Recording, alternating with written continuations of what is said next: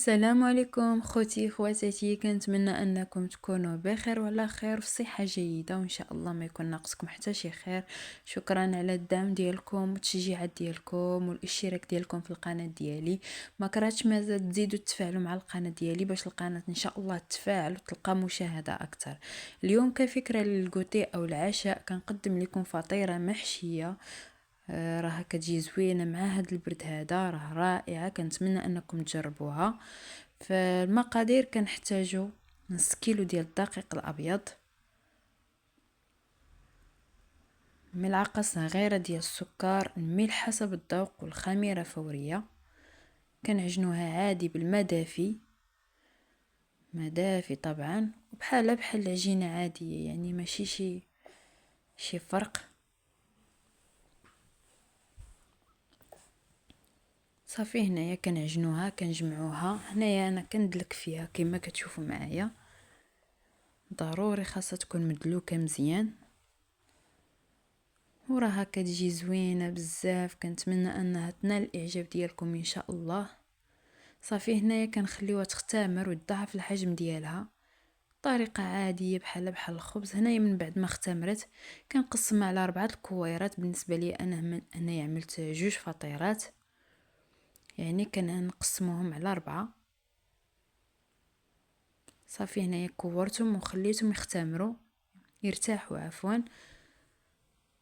صافي هنايا كندوزو للحشو ديالنا. الحشو ديالنا كنحتاجو هنايا بصله كبيره مشلضه على هذا الشكل هذا، قطع صغيره، فلفل اخضر، وهنايا الشعريه الارز براها كنت درتها في الماء.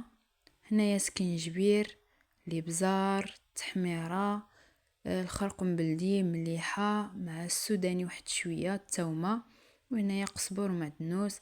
هنايا عندي الكفته هي المكون الرئيسي، هنايا عندي الزيتون اخضر. صافي هنايا كنعمل واحد شويه زويته بلديه، كنعمل البصيله ديالي مع الفلفله يتشحروا، كنعمل معاهم واحد شويه الملح باش كيهبطوا دغيا، ما كيبقاوش يشادين في راسهم وكيشدوا شي شويه الوقت. صافي هنايا من بعد ما تبدل اللون ديالهم وذهبوا كنزيد لهم الكفته. عادي جدا، راه كنخدم معكم بطريقه مبسطه. ثم من بعد ما تشحرت كنزيد العطريه ديالي او التوابل.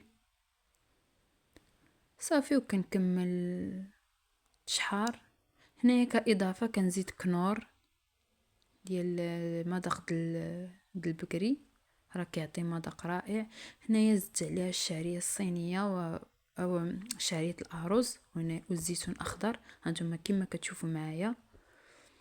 صافي من بعد ما ارتاحت العجين ديالي قرصتها مزيان، ما غليطه ما رقيقه كما كتشوفوا معايا، ووزعت الحشوه ديالي في العجين كيف ما موضح في الفيديو تماما.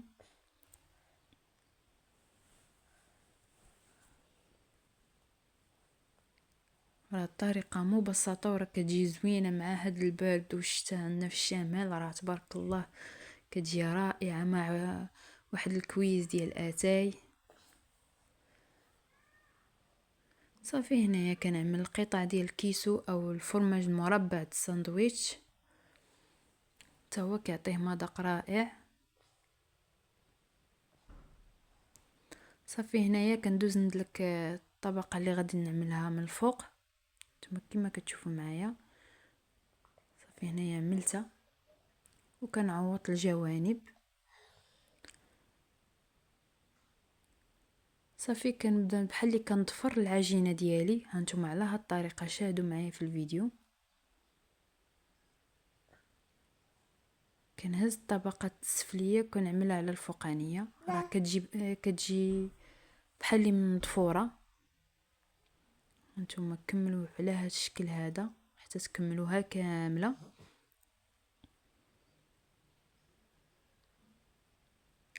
صافي من بعد ما كملتها هنايا كندوز ندهنها بالبيض، بيضه كامله مع واحد شويه ديال الحليب.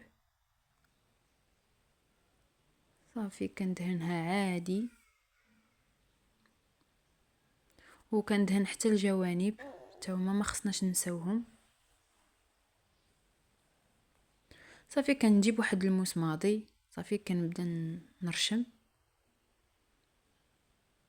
ما كنوركش مزيان باش ما كندخلش عند العجينه، غير شويه ها من الفوق. صافي كنعمل عليها واحد الحبيبه ديال الزنجلان. وانتوما واللي بغيتو يعني راه كاين الزرارع بزاف، كاين بذور الخشخاش، كاين بزاف د الزرارع. اللي بغى يعمل شي حاجه، انا توفر عندي الزنجلان وعملت الزنجلان. صافي هنا الفران ديالي كيكون سخون عادي، كنطيبها بحال اللي كنطيب الخبز، يعني كنخليها تشد في راسها الفوق، يعني كت كطيب لينا، وفي الاخير ملي كطيب في الفوق كنهزها كنزلها لتحت. وهذا هو الشكل النهائي ديالها نتوما خوتي، مع واحد الكويز ديال اتاي بالنعناع، راه كتجي رائعه جدا. انتوما انا نقطع معكم واحد القطعه نوريكم كيفاش كتجي من الداخل.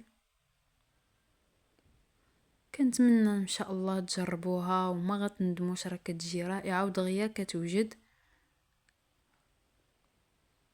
هانتوما شوفوا كيفاش كتجي معنا،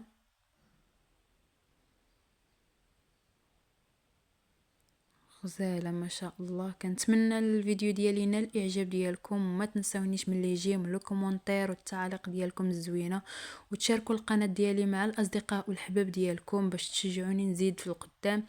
وشكرا على المشاهده ديالكم للاخر.